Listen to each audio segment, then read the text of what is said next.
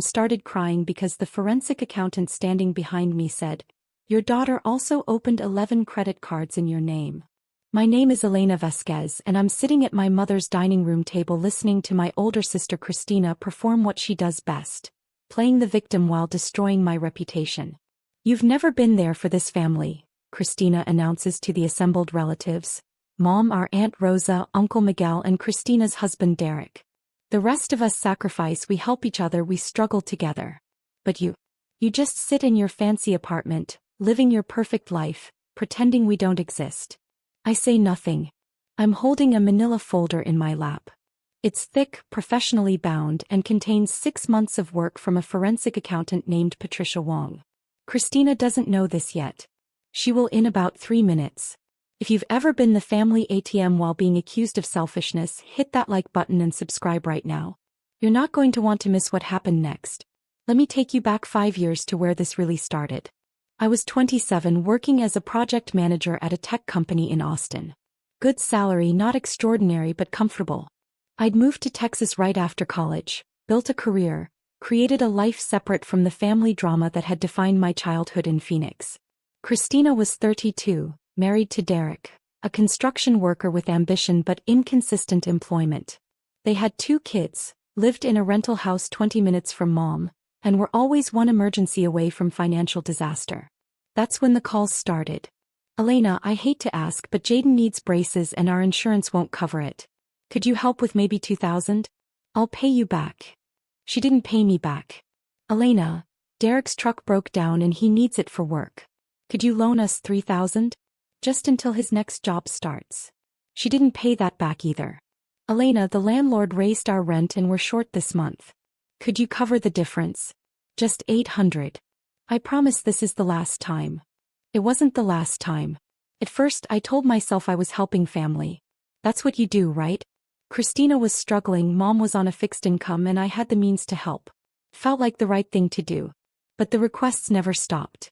And they were always urgent, always presented as one-time emergencies, always accompanied by promises of repayment that never materialized. By 2019, I'd given Christina approximately $48,000. She'd repaid zero. That's when I made a decision. I set up a monthly payment. $3,200, transferred automatically on the first of every month to Christina's account. No more emergency calls. No more guilt trips. Just consistent, reliable support. "This is to help with rent, utilities, and kid expenses," I told Christina when I set it up. "I'm doing this because I love you and I want my niece and nephew to be stable. But this is it. No more emergency requests." "Oh my God, Elena, you're saving us," Christina said, crying. "I don't know how to thank you. Just use it for the kids and the bills. That's all I ask." For 6 months everything was fine. The money transferred. Christina posted on Facebook about how blessed she was. Life seemed stable. Then the request started again. "Elena, I know you're already helping, but Derek's mom is sick and we need to fly to Ohio. Could you cover the flights? Just $1,200. Elena, Sophia's school is doing a trip to Washington, D.C. and all her friends are going. We can't be the only family that can't afford it. Could you help with $900? Elena, our car needs new tires and we literally can't drive without them. Could you send $500? Every request came with justification. Every request came with guilt. Every request came with the implication that if I said no, I was selfish, uncaring, prioritizing myself over family. I said yes more often than I should have. By 2023, I'd given Christina approximately $245,000 over 4.5 years. The monthly payments alone totaled $173,000. The emergency requests totaled another $72,000. $250,000. And Christina still complained that I never helped the family. Mom believed her. Aunt Rosa believed her. The entire family narrative became, Elena has money and won't share it. Christina and Derek are struggling while Elena lives selfishly in Texas. The breaking point came 6 months ago. I was visiting Phoenix for Mom's birthday. Family dinner, nothing fancy, just everyone gathering at Mom's house. Christina arrived late, making a dramatic entrance about how hard it was to get there because their car was falling apart and they couldn't afford repairs. I'd literally sent her $3,200 4 days earlier. Elena, Christina said, settling into her chair with a martyr's sigh. It must be nice to not have to worry about money. Some of us aren't so lucky. I looked at her. What do you mean? Just that you've always had it easy. Good job, no kids, no responsibilities. Meanwhile, Derek and I are drowning trying to provide for our family. Christina, I send you a little help here and there, I know. And I appreciate it. But it's not like you're really sacrificing anything. You still have your nice apartment, your new car, your vacations. My vacation that year had been 4 days in San Antonio. Hers had been 2 weeks in Cancun. I'd seen the Facebook photos. But I didn't say anything. I never said anything. That was my mistake. The lies got worse. Christina told Aunt Rosa that I'd refused to help with Jaden's medical bills. I'd paid $4,000 for those bills. She told Uncle Miguel that I'd missed Sophia's birthday because I couldn't be bothered. I'd sent a $500 gift and called from Texas to sing happy birthday. She was rewriting history, casting herself as the struggling single mother, despite being married, and me as the selfish sister who'd abandoned the family. Mom started believing it. Elena, I know you're busy with your career, but family should come first. Christina really needs more support right now. I was already sending Christina $38,400 a year. That's when I hired Patricia Wong. Patricia was a forensic accountant who specialized in financial exploitation cases. She'd been recommended by a friend who'd gone through something similar with a sibling. I need documentation, I told Patricia during our first meeting. Every dollar I've sent, every request, every promise of repayment. All of it. Do you suspect fraud? Patricia asked. I suspect I'm being lied about. I need proof of the truth. Patricia was thorough. She pulled bank records, transfer receipts, text message logs, Facebook messages, emails. She documented every transaction, categorized every expense, cross-referenced every claim Christina had made against actual evidence. Took her 3 months. What she found was worse than I'd imagined. Drop a comment and let me know where you're watching from tonight. The report was 147 pages long. Professional, detailed, devastating. Section 1. Financial support provided. Monthly transfers. $3,200 x 55 months equals $176,000. Emergency requests. 47 separate payments totaling $69,000. Direct payments to vendors. Medical, school, utilities $23,400.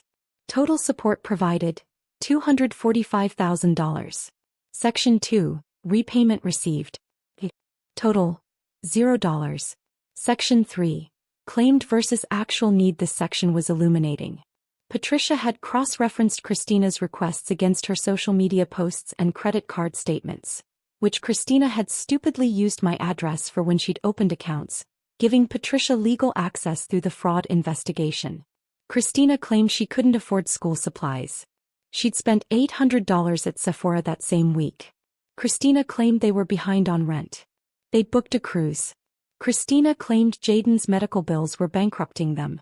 They'd bought a boat. A boat. Section 4. Identity theft and fraud. This was the section that changed everything. Patricia had found 11 credit cards opened in my name. Total balance, $167,000. The cards had been opened over 3 years, using my social security number, my address, and forged signatures. They'd been used for everything from furniture to vacations to cash advances.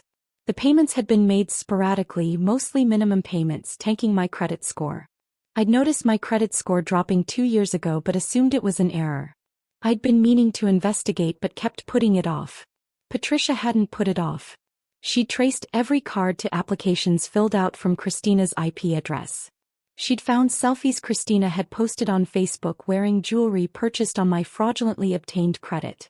She documented everything. Section 5. Legal options. Patricia laid out my options clearly. File criminal charges for identity theft, felony 1 to 5 years prison. File civil suit for restitution, $167,000 plus damages.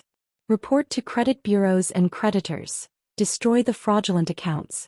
Demand repayment privately with legal threat.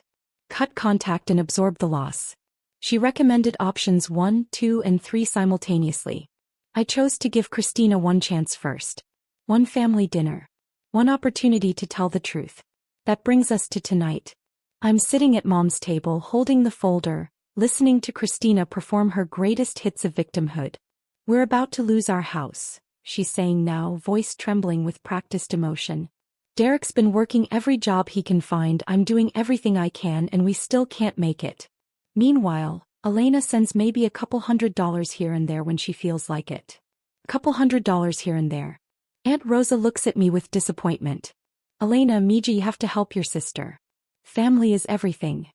Uncle Miguel nods. "Your mother raised you better than this." Mom won't meet my eyes. She's clutching her rosary, probably praying for me to stop being so selfish. Derek is silent, staring at his plate. He knows something's coming. He's not stupid. Christina's building to her finale. "I don't ask for much. I never have. I work hard, I sacrifice for my kids, I do everything right. And my own sister can't even." $3,200, I say quietly. Christina stops mid-sentence. "What?" $3,200. "That's what I send you every month. Automatically. On the first of the month. I've been doing it since January 2019. The table goes silent. That's not," Christina stammers. I open the folder and pull out the first document. Bank transfer records highlighted, dated, categorized. 55 months of payments. That's $176,000 in monthly support alone. I slide it across the table to Mom. "Here's every transfer. Date, amount, confirmation number." Mom picks it up with shaking hands. Her eyes go wide. "But that's not all," I continue, pulling out the next section.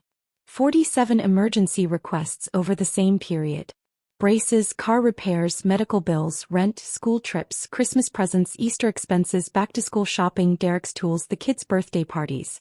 $69,000 in one-time payments. I slide that across to Aunt Rosa. And then there are the direct vendor payments. The times you gave me account numbers and I paid your electric bill, your water bill, Jaden's orthodontist, Sophia's dance classes. $23,400 paid directly to service providers. Uncle Miguel takes that page, scanning it in disbelief. Which brings us to a total of $245,000 in financial support I've provided to Christina over the last 4.5 years. Christina's face has gone from red to white.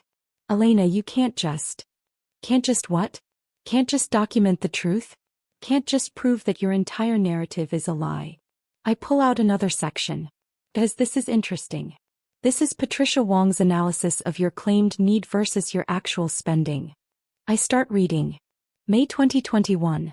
Claimed you couldn't afford groceries. Requested $500 for food.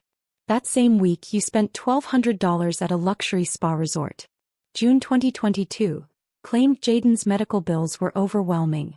Requested $4,000. 2 weeks later you bought a boat for $8,000. Should I continue? That boat was Derek's. October 2023. Claimed you were 3 months behind on rent and facing eviction.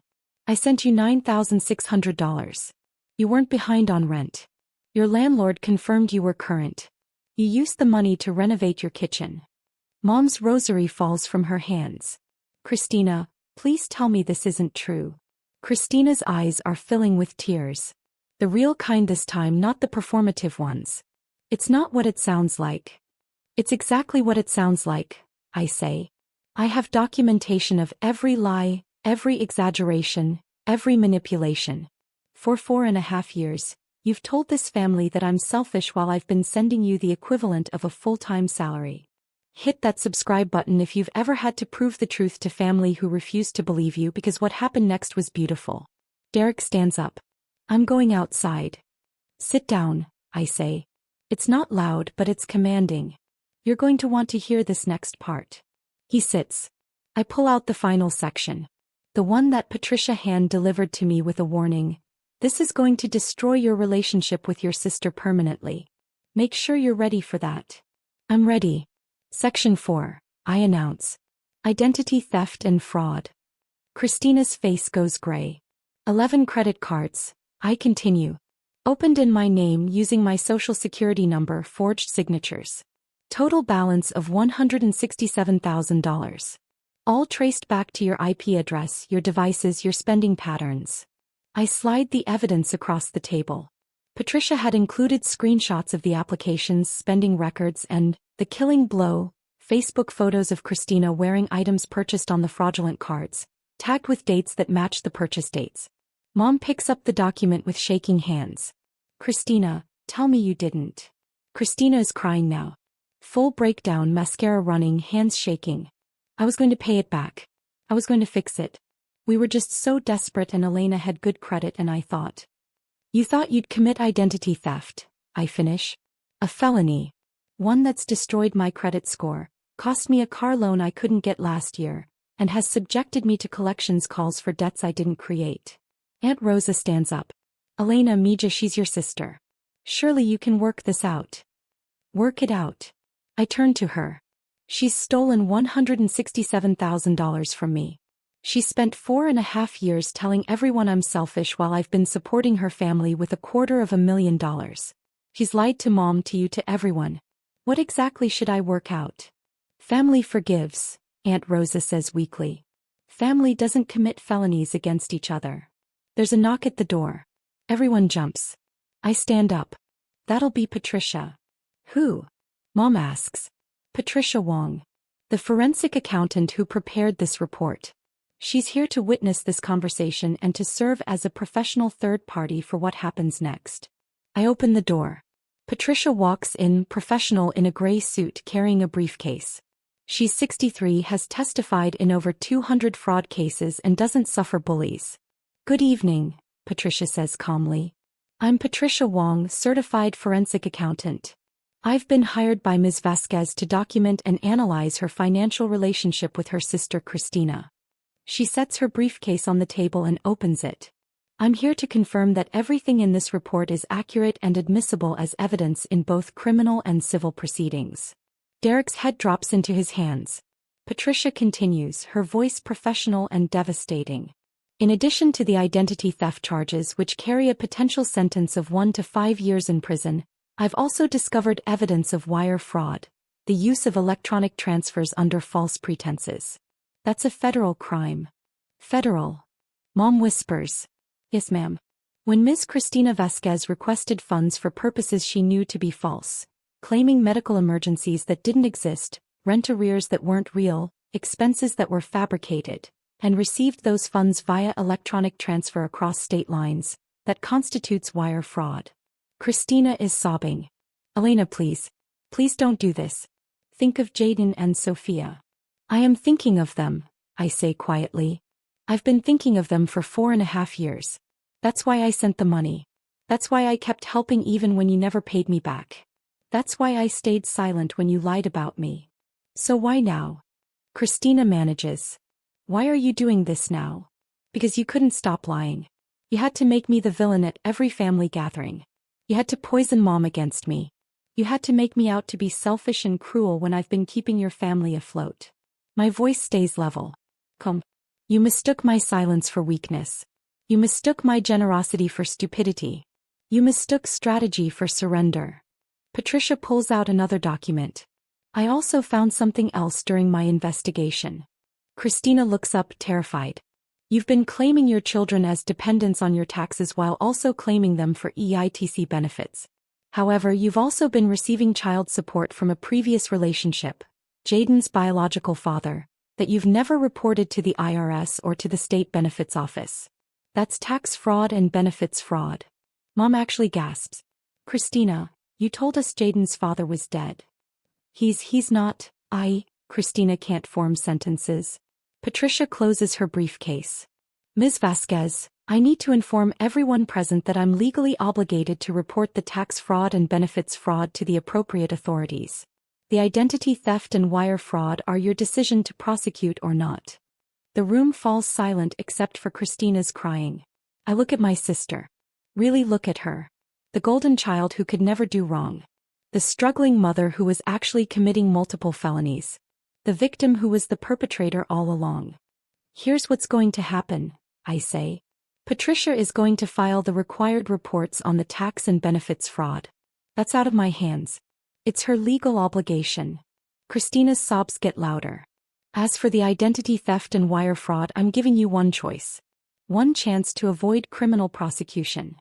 Anything, Christina says desperately. Anything, Elena, please. You're going to sign a confession. A full, detailed confession admitting to the identity theft, the fraudulent credit cards, the wire fraud, and every lie you've told about me. Patricia's going to notarize it. It'll be legally binding. Hey. Yes. I'll sign it. You're going to work with the credit card companies to transfer the debt to your name. All $167,000. You're going to set up payment plans. You're going to repair my credit.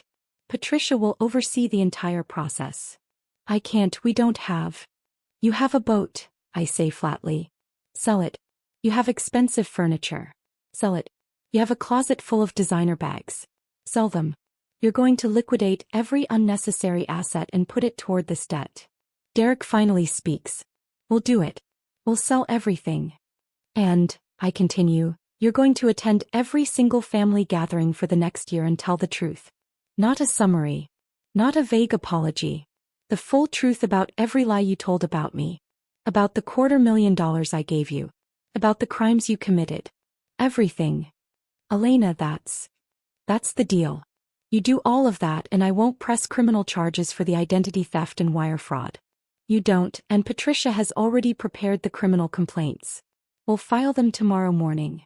Christina looks at Derek. He nods slowly. I'll do it, Christina whispers. Good. I pull out one more document. There's also this. It's a cease and desist letter prepared by my attorney. Effective immediately, you will cease all contact with me except as required for the debt repayment and credit repair process. No calls. No texts. No social media messages. No showing up at my apartment. If you need to communicate something, it goes through Patricia. You're cutting me off? Mom says, her voice breaking. I'm setting boundaries, I correct. Christina has proven she can't be trusted with my money, my credit, my information, or my reputation. I'm protecting myself. Patricia pulls out a pen and the confession document. If you're ready to sign, Miss Cristina Vasquez, we can begin the process now. Christina takes the pen with shaking hands. She signs. Patricia notarizes it, makes 3 copies and hands one to Christina, one to me, and keeps one for her files.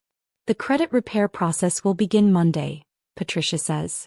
I'll be in touch with account numbers and payment plan options. Ms. Vasquez, do you have anything else? No. We're done here. Patricia nods professionally and leaves. The silence that follows is deafening. Mom is staring at Christina like she's seeing her for the first time. How could you do this? To your own sister. I'm sorry, Christina sobs. I'm so sorry. We were desperate and it snowballed and I couldn't. You were never desperate, I say quietly. You were entitled. You thought you deserved my money because I had it and you wanted it. You thought you could take whatever you wanted because I was too nice to stop you. I stand up and collect my folders. Elena, wait, Mom says. Please don't leave like this. Like what, Mom? Like the selfish daughter you've spent 5 years believing I was. I look at her. You never once asked for my side of the story. You never once questioned Christina's version of events. You just assumed I was the problem. I didn't know. You didn't ask. There's a difference. I walk toward the door. Aunt Rosa tries one more time. Elena, she's still your sister. Family is. Family is not unconditional, I interrupt. Family is earned. Christina didn't just betray my trust. She committed crimes against me for years while convincing all of you that I was the villain. That's not family. That's exploitation with a genetic connection. I open the door. Will I ever see you again? Mom asks, crying. I pause. That depends on you. If you can acknowledge what actually happened here, not make excuses for Christina, not minimize the fraud, not ask me to forgive and forget, then maybe. But if you're going to defend her, enable her, or pressure me to work it out, then no. That's harsh, Uncle Miguel says. No, I say. Harsh was committing $167,000 in identity theft. Harsh was lying about me for years. Harsh was destroying my credit while taking my money. What I'm doing. This is just boundaries. If you've ever had to walk away to save yourself, tell me your story in the comments. What would you have done? I left Mom's house and drove to my hotel. I wasn't staying with family this trip. I'd learned that lesson. My phone started ringing within 10 minutes. Mom, please come back so we can talk about this properly. Aunt Rosa, you're being too hard on your sister. Uncle Miguel, think of the children. I blocked all of them temporarily. I needed space. The only call I answered was from Derek 2 hours later. Elena, he said, his voice rough. I didn't know about all of it. The credit cards, the lies about you. I knew we were getting help from you, but I didn't know the extent, and I sure as hell didn't know about the fraud. Okay. I'm not making excuses for Christina. What she did was wrong. Criminal. Unforgivable. He took a breath. But I'm going to make this right. The boat's already listed. I'm selling my truck and getting something cheaper. We're liquidating everything we can. Good. And I'm getting Christina into therapy. Real therapy.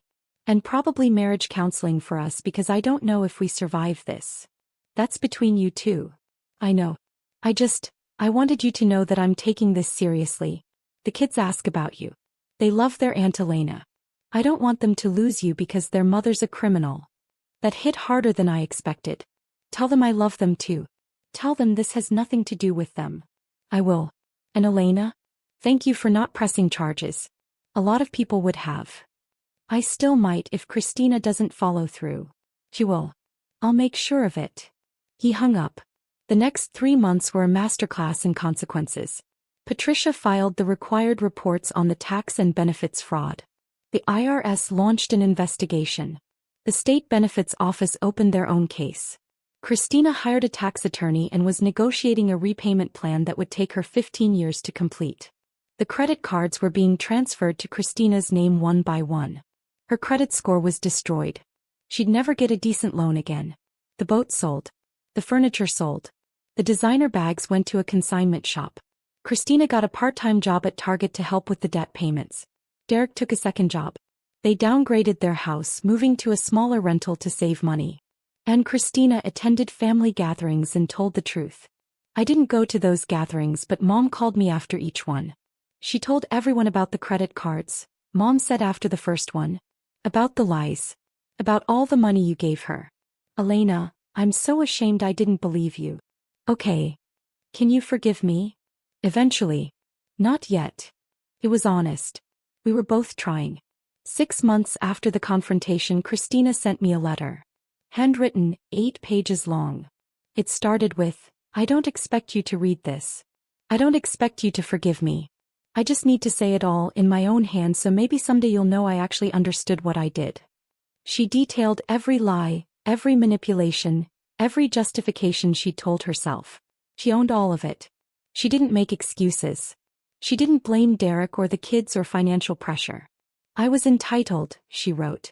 I grew up as the favorite and I learned that I could get away with things you couldn't. I learned that my problems were more important than yours. I learned that you would always give in eventually. And I used that. I exploited it. I exploited you. The last page said, I know I destroyed our relationship. I know you'll never trust me again. I know I don't deserve forgiveness. But I want you to know that I'm changing. Not for you, I don't have the right to ask anything of you. For myself. For my kids. For Derek, who deserves a better wife than a criminal. I'm in therapy 3 times a week. I'm working 2 jobs. I'm paying back every cent even if it takes decades. Not because of the legal threat. Because it's right. You taught me what integrity looks like by having it when I had none. Thank you for that. Even if you hate me forever, thank you. I cried reading it. Not forgiving tears. Grief tears. For the sister I'd never really had. For the relationship that was built on lies. For the family that had believed those lies. But I also felt something like hope. Not for reconciliation. For her. For the possibility that she might actually become someone worth knowing. I didn't respond to the letter. Not yet. Maybe someday. A year after the confrontation I had coffee with Mom. Just the 2 of us. She flew to Austin, insisted on staying at a hotel, was careful with every word. I failed you, she said. I enabled Christina's worst behaviors since she was a child. I made excuses for her. I expected you to be the responsible one, the one who gave and gave and gave while letting her take and take and take. Yes, I agreed. You did. I'm trying to be better. With Christina, with you, with myself. She pulled out her own folder. I started therapy too. This is what my therapist calls a repair plan. I took it. It outlined specific behaviors she was changing, specific ways she was working on our relationship, specific boundaries she was learning to maintain. "I'm not asking for immediate forgiveness," Mom said. "I'm asking for a chance to earn back your trust. Fully. With actions, not just words." "I can work with that," I said. We talked for 2 hours. Real talk. About my childhood, about favoritism, about the patterns that had broken our family. It wasn't comfortable. She cried 3 times. But it was real. "Can I ask you something?" Mom said as we were leaving. "Sure. Why did you keep giving Christina money even when she never paid you back? Even when she lied?" I thought about it. Because I loved my niece and nephew. Because I didn't want them to suffer for their mother's problems. Because I hoped that if I was generous enough, eventually Christina would see it and change. But she didn't. No. She saw it as weakness. As something she could exploit. I smiled sadly. I learned that love without boundaries isn't love. It's enabling. And I enabled her for years. What changed? I decided my self-respect was worth more than her approval.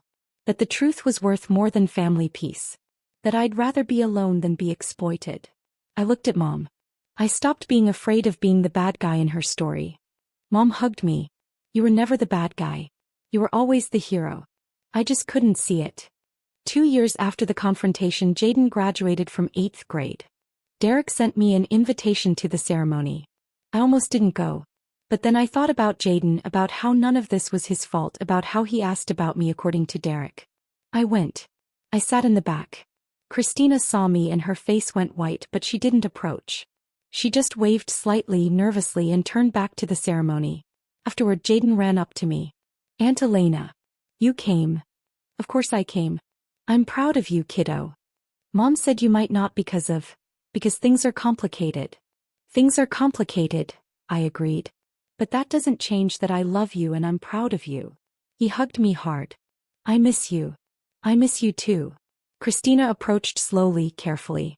"Thank you for coming. It means everything to Jaden." "I came for him." "I know." She took a breath. "I'm at month 23 of the payment plan. Never missed one. Credits being repaired. Patricia says we're ahead of schedule."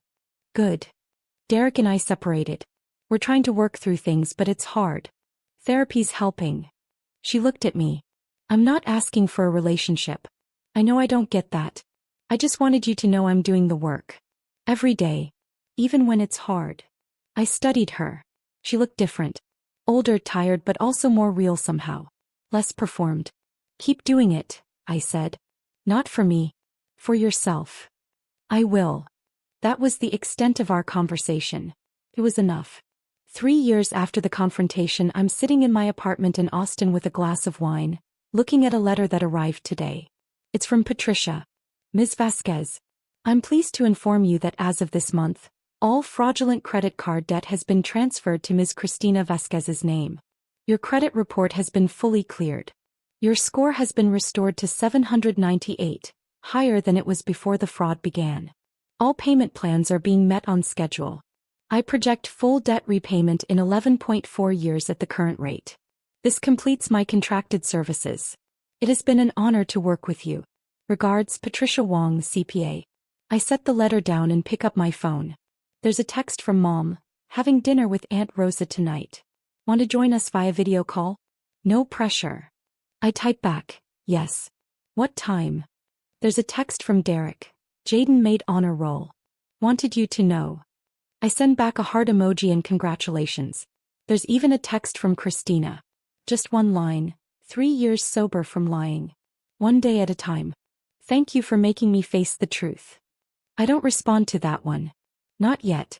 Maybe not ever. But I don't delete it either. I built a life where people have to earn their place in it. Where boundaries are respected. Where the truth matters more than comfort. I lost a sister I never really had. I almost lost a mother. I definitely lost the fantasy of a perfect family. But I gained something more valuable, my self-respect. My truth. My freedom from exploitation. Paper beats promises every single time. And sometimes the family scapegoat turns out to be the only one who understood that love without boundaries isn't love at all. It's just another word for surrender. And I'm done surrendering.